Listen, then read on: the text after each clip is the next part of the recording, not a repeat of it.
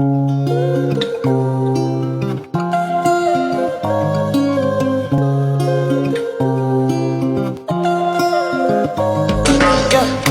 baby, my Valentine.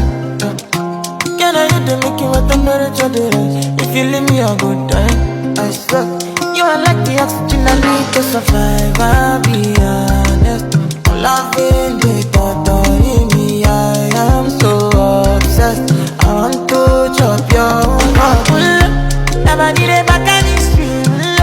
Open up, make us feel. Yeah, my love, one thing. We make a bad man sing.